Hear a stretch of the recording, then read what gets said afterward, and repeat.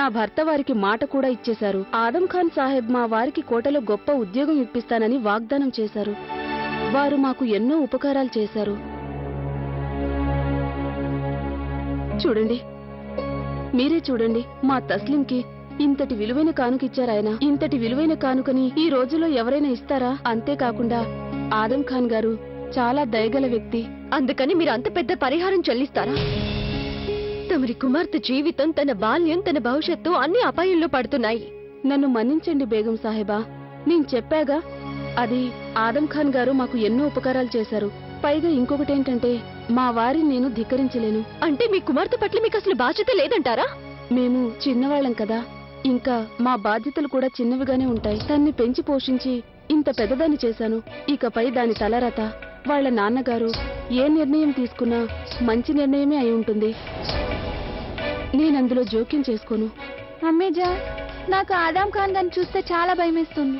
వారేమో నన్ను ఇక్కడ నా నడుము పట్టుకుని పైకి లేపేశారు. నోరుమూయి ముదలుష్టుదానా. కానీ అమ్మేజా, ఆయన గురించి అలా మాట్లాడుతున్నావా నువ్వు? అరే, నువ్వు బతుకున్నంత కాలం వారి చెప్పులు శుభ్రం చేసినా వారి రుణం తీర్చుకోలేం మనం. కన్న తల్లి తన కూతురికి శత్రువులా తయారైంది. ఎంతకాలం తనంతటి తానే ఇలా స్త్రీలు బలైపోవాలి? ఇక నేను చూస్తూ ఊరుకోలేను.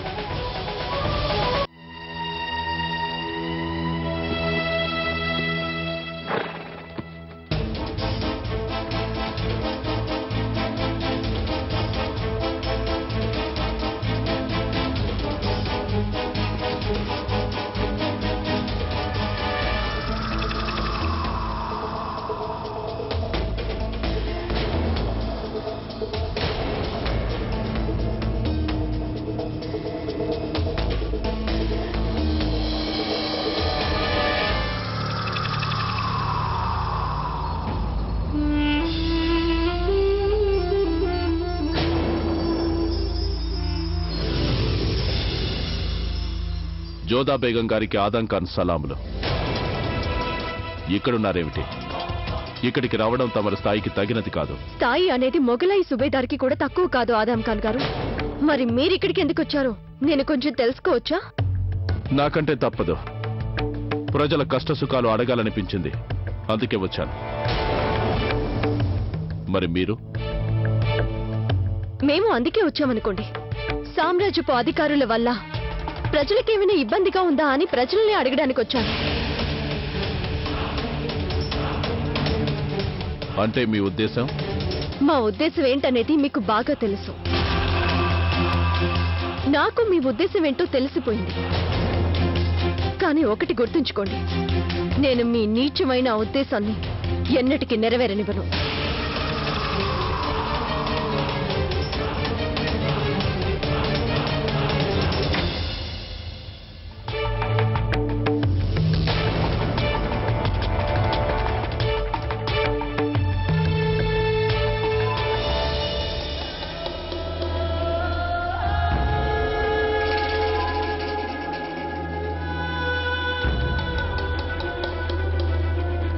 ఆదాబ్.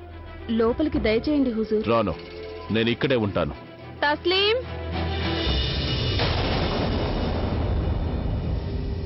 జోదా బేగం ఇక్కడికి నువ్వే రమ్మన్నావా?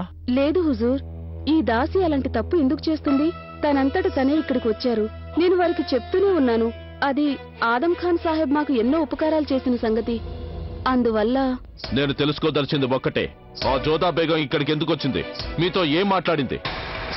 అదేదో నువ్వే చెప్తావా, లేక నేనే తస్లీం ద్వారా తెలుసుకోవాలా?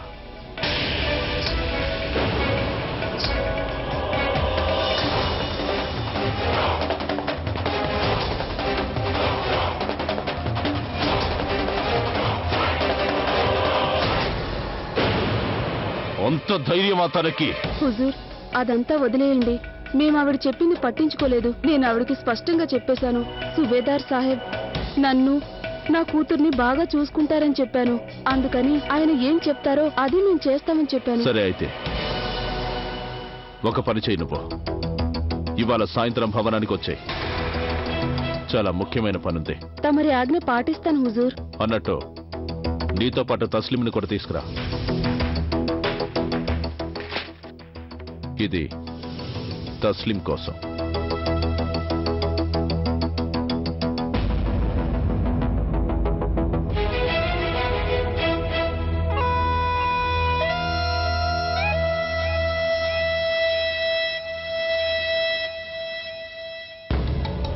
తస్లింకి గాలి పట్టాలంటే ఇష్టం కదా, అందుకే తెచ్చాను. సాయంత్రం మర్చిపోకుండా వచ్చాయి. ఖుదా హాఫీజ్. ఆదాబ్.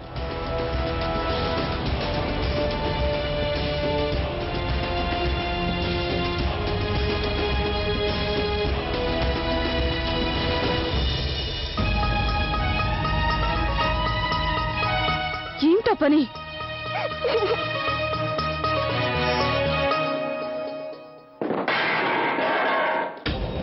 మా అధికారం మా కళ్ళ ముందే మా చెయ్యి జారిపోతున్నట్టుంది, కానీ నేనేమీ చేయలేకపోతున్నాను రేషం.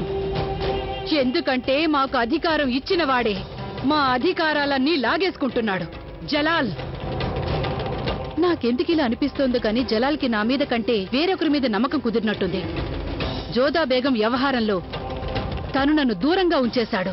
ఇప్పుడేమో 4 ప్రాంతాలకి సుబేదార్ల విషయంలో మహామంత్రినైన నాతో ఎలాంటి చర్చ జరపలేదు. వెళ్ళి నాకు కాగితం కలవు నా ముద్రని తీసుకురా. వెళ్ళు.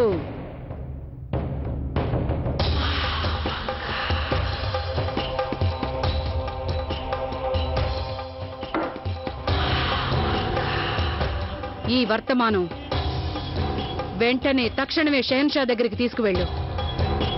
అక్కడే వారికి చదివి మరీ వినిపించు. తమరి ఆజ్ఞను పాటిస్తాను మహామంత్రి గారు.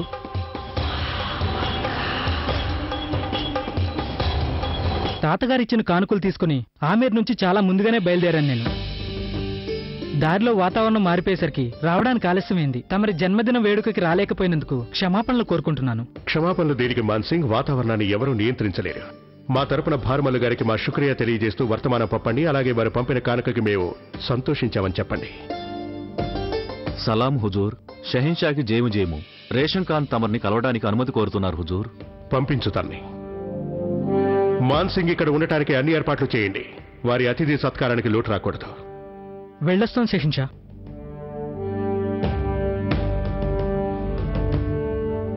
షహీన్షాకి జయము జయము. చెప్పు. మహామంత్రి గారి వర్తమానం తీసుకొచ్చాను హుజూర్. వర్తమానమా? భవనంలోనే ఉంటూ పెద్దమ్మగారు మాకు వర్తమానం ఎందుకు పంపినట్టు? రమ్మని కబురు పెడితే వెళ్లేవాళ్ళంగా. చదివి వినిపించు. ఏమి రాశాడంటే, షహన్షాకి జయము జయము. ఖుదా తమని లోకంలో అందరిని మించిన బాద్షాని చేయుగాక. మొఘలాయ సామ్రాజ్యం ఎంతగా విస్తరించాలంటే సూర్యుడు అస్తమించని మేరకు పెరగాలి అని. షహన్షా, నేను నా జీవితమంతా ఈ మొఘలాయ సామ్రాజ్యపు సేవలోనే గడుపుతూ ఉన్నాను. కానీ పెరిగే వయసుని ఎవరూ ఆపలేరు హుజూర్. రాను నేను వృద్ధురాలనవుతున్నాను. పైగా తమరు ఎంతటి సమర్థులైపోయారంటే ఇక మా సేవలతో మీకు అవసరం లేదు. మీరు అత్యంత సమర్థవంతంగా పరిపాలన సాగిస్తున్నారు.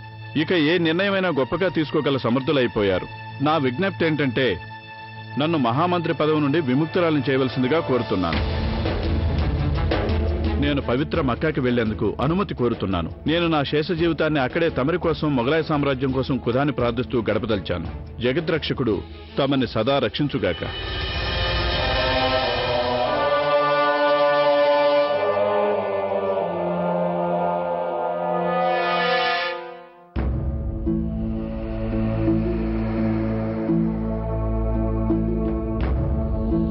పెద్దమ్మా, రండి షహన్షా. మేం మా మహామంత్రి కోసం కాదు, మా పెద్దమ్మ గారితో మాట్లాడడానికి వచ్చాం. చిత్తం. ఎందుకు మాతోటి ఈ భవనంలోనే ఉంటూ కూడా మమ్మల్ని కలవటానికి, మాతో మాట్లాడడానికి ఒక వర్తమానం పంపించారు? కానీ మీకు తెలియంది కాదు, రుకయ్య బేగంకి షహీన్షాపై గల ప్రభావం మీకు తెలుసు. ఆవిడ గారికేమో ఆదం ఖాన్ అంటే బొత్తిగా పడదు.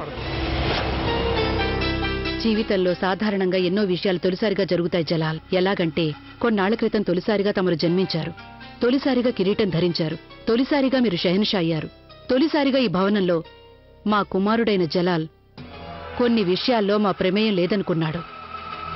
తొలిసారిగా మహామంత్రి సూచనలకి, సలహాలకి ఎలాంటి ప్రాముఖ్యం ఇవ్వబడలేదు. అది జోదా బేగం విషయంలో కావచ్చు, లేక బక్షీబాను విషయంలో కావచ్చు, చివరికి సుబేదారుల నియామకం విషయంలో కావచ్చు. పెద్దమ్మ, తమరు అపార్థం చేసుకున్నారా? జోదా బేగం వ్యవహారంలో సలీమా బేగంకి కూడా ముందే అన్నీ తెలిసాయి జలాల్. కానీ మీరు నాకది చెప్పనే లేదు. బహుశా ఆ విషయంలో మీరది మీ వ్యక్తిగత వ్యవహారం అనుకునుండొచ్చు. కానీ నేనొకటి గుర్తు చేయనా? ఇంతవరకు మీ వ్యక్తిగత వ్యవహారంలో కూడా నేను మీకు సలహాలిస్తూ వచ్చాను. అయినా అది మీ వ్యక్తిగత వ్యవహారమే అనుకుందాం, కానీ సుబేదార్లను నియమించే విషయం అది రాజకీయ వ్యవహారం కాదా? ఆ విషయంలో కూడా ఒక మహామంత్రిగా నన్ను మీరు చర్చలకి సలహాలకి పిలవలేదు జలాల్. నాకు కనీసం తెలియనివ్వలేదు. అంటే మీరు ఆ విషయంలోనే కోపంగా ఉన్నారన్నమాట. లేదు, అది మాత్రం కాదు జలాల్. ఇప్పుడు మీరే నన్ను అపార్థం చేసుకుంటున్నారు. నిజానికి నేను మీ విషయంలో సంతోషిస్తున్నాను. నేను నాటిన విత్తనం, నేను పెంచి పోషించిన మొక్క ఇప్పుడింత పెద్ద చెట్టుగా ఎదిగినందుకు ఎంతగానో ఆనందిస్తున్నాను. అది ఎంత పెద్దదైపోయిందంటే ఇప్పుడు దానికి నా ఆసరా అయితే బొత్తిగా అవసరం లేకుండా పోయింది. నేనింతవరకు చేసిన ప్రతి పని మీ మంచి కోసం, ఈ మొగలాయి సామ్రాజ్యపు మేలు కోసం చేశాను. కానీ ఇక చాలు, ఇప్పుడు నాకు వయసు అయిపోయింది. అందుకని నా ఉద్దేశంలో మీరు నాకు పవిత్ర మక్కాకి వెళ్లేందుకు అనుమతి ఇవ్వాలి. ఎందుకంటే నేను ఆ ఖుదా ప్రాంగణానికి వెళ్లి అక్కడ మీకోసం ప్రార్థించగలుగుతాను. అంతేకాకుండా రాజకీయ వ్యవహారాలలో మీరు ప్రావీణ్యం పొందారికపోతే మీ సొంత వ్యక్తిగత వ్యవహారాలలో మీకు నేను అవసరమే లేదు. అందుకని నన్ను వెళ్లిపోనివ్వండి. తమరు చాలా పొరబడుతున్నారు పెద్దమ్మ. మాకిప్పటికీ మీరు చాలా అవసరం. మేము మిమ్మల్ని ఇబ్బంది పెడదలుచుకోలేదు. అందువల్లనే ఈ వ్యవహారాల్లో మిమ్మల్ని కష్టపెట్టలేదు. స్వయంగా మమ్మల్ని మేము పరీక్షించి తెలుసుకోవాలనుకున్న ఒక షహన్షాగా నిర్ణయాలు తీసుకునే మా సమర్థత గురించి తెలుసుకోదలిచాం. ఒక బాద్షాగా, ఒక కుమారుడిగా మీరు మాకు చాలా అవసరం పెద్దమ్మ. పెద్దమ్మ, ఈ కిరీటం కేవలం కీర్తిశేషులు బాబా వల్ల మీ వల్లే మాకు లభించింది. నాకు లేనిపోని గొప్పతనం అంటకట్టద్దు జలాల్. నేను మీకోసం చేసిందల్లా ఖుదాని ప్రార్థించటం ఒక్కటే. ఇకపై కూడా ప్రార్థిస్తూనే ఉంటాను. తమరిని భద్రంగా చూసుకోవటంలో, నా బాధ్యత నిర్వహించటంలో నా మీద ఇంతవరకు ఎలాంటి నిందలు పడనివ్వలేదు. నేను ఇంతవరకు నేను ఏ తీర్పు చెప్పినా అది మొగలాయి సామ్రాజ్యపు మహామంత్రిగానే చెప్పాను. మొగలాయి సామ్రాజ్యపు న్యాయం విషయంలో నా రక్తం పంచుకున్న నా కుమారుడు ఆదాం ఖాన్ అడ్డొచ్చినా నేనతని క్షమించబోను. తమరు ఆదాం ఖాన్ కి సుబేదారు పదవి ఇవ్వనందుకు నాకు కోపం వచ్చిందని మీరు అనుకుంటే అది అపోహ మాత్రమే. ఇది రాజకీయాల వ్యవహారం, ఇది సామ్రాజ్యపు వ్యవహారం. నేను ఎప్పుడైనా సామ్రాజ్యపు విషయంలో నిర్ణయం తీసుకున్నప్పుడు, తీర్పు చెప్పినప్పుడు, అప్పుడు నా కళ్ల ముందు కేవలం ఒకే ఒక కుమారుడుంటాడు. అది మీరొక్కరే, ఈ మొగలాయి సామ్రాజ్యపు షహన్షా.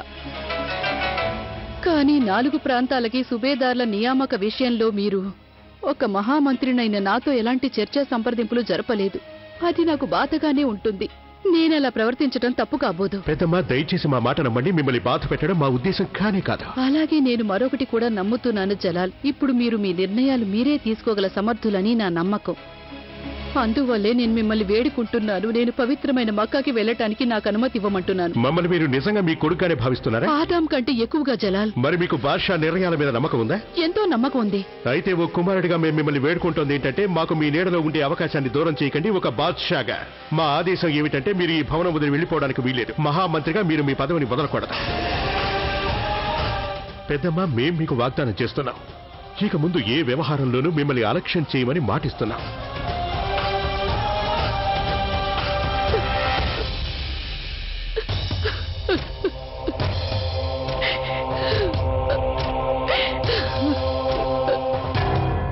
నేను కూడా మీకు మాట ఇస్తున్నాను జలాల్.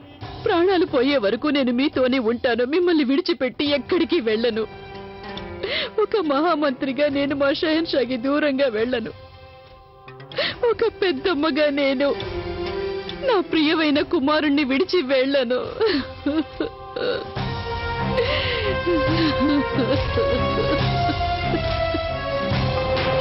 తస్లీం, ఈ పనులన్నీ తొందరగా ముగించుకో. నేను వంటశాలకు వెళ్తున్నాను. అన్నట్టు ఆదం ఖాన్ సాబ్ ఏదైనా పనుందని రమ్మంటే వెంటనే వెళ్ళిపో. వారి కోపం తెప్పించుకు. వారు మనకి ఎన్నో ఉపకారాలు చేశారు. అర్థమైందా?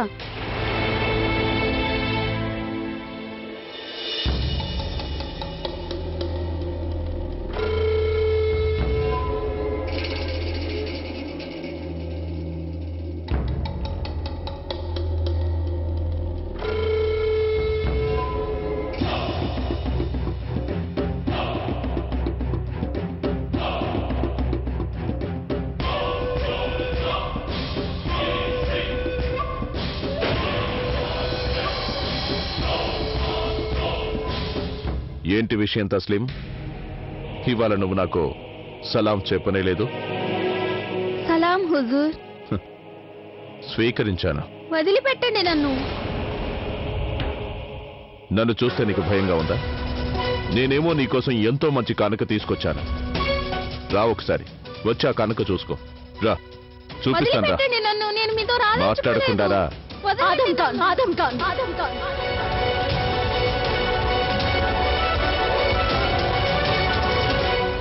వీళ్ళ అమ్మా నాన్నలకి మీరు నచ్చ చెప్పలేకపోయారు. ఇక ఇప్పుడు నన్ను ఆజ్ఞాపించాలని వచ్చారా?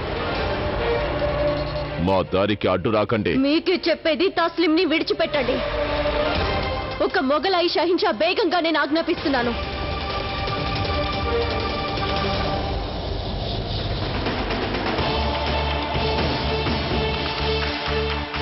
తెలివైన వాళ్ళకి ఒకసారి చెప్తే సరిపోతుంది, కానీ జంతువులకి ఎన్నిసార్లు చెప్పినా అర్థం కాదు. నేను ఇదివరకు కూడా మీరు ఇలా పశువులా ప్రవర్తించడం చూశాను.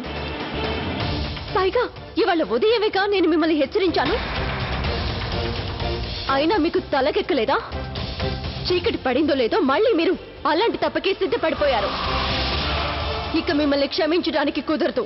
ఏం చేయాలనేది షహిన్షానే నిర్ణయిస్తారు. ఏమని చెప్తారు మీరు ఆయనకి? ఏమని చెప్తారు? ఇదొక బానిస, అది నా సొంత ఆస్తి. దీని విషయంలో నేను ఎలా తలుచుకుంటే అలా చెయ్యొచ్చు. ఏం చేసినా నన్ను అడగడానికి లేదు. నేనేం నేరం చేయలేదే. దాసి కూడా ఒక స్త్రీయే కదా, పైగా తను ఒక మనిషి కూడా. మీరు తన విషయంలో తప్పు చేసే వరకు నేను చూస్తూ కూర్చోలేను. తమరు నేరం చేయడానికి ప్రయత్నించారు, అది శిక్షించడానికి సరిపోతుంది.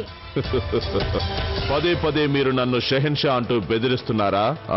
బెదిరింపు కాదు, మీకు నేను చేస్తున్న హెచ్చరిక ఇది. అంతేగా, ఏం చేస్తారో చేసుకోండి. నేను కూడా జలాల్ నన్నేం చేయగలడో చూస్తాడు. ఈ ఆదంకాన్ని ఎవరిని చూసి భయపడడు జోదా బేగం. నువ్వేం బెంగ పెట్టుకోకు తస్లీం. జోదా బేగం ఎన్నాళ్ళని నాకు అడ్డు రాగలదు. నా విషయంలో నీ మనసులో ఉన్న భయాన్ని త్వరలోనే తొలగించేస్తాను నేను. మళ్ళీ కలుద్దాం.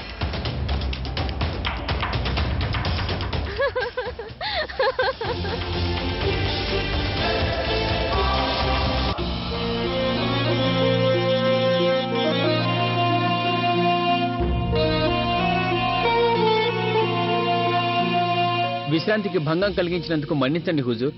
జోదా బేగం తమరిని కలవాలని వచ్చారు. అనుమతిస్తున్నా.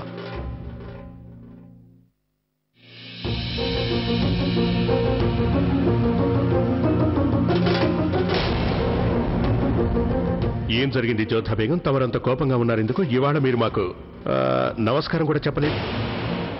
అంతటి తప్పు మేమేం చేశాం?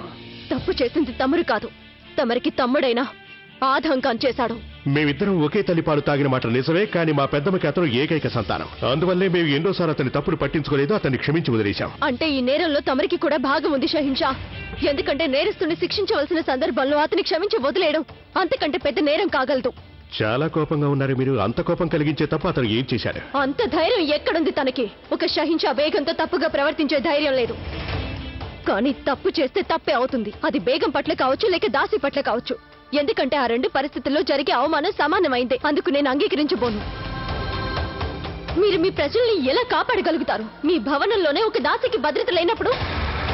అసలు ఇదంతా జరగడానికి మీరు కొమ్ము కాయడమే కారణం. ఏం జరిగిందో స్పష్టంగా చెప్పండి. ఏం జరిగిందంటే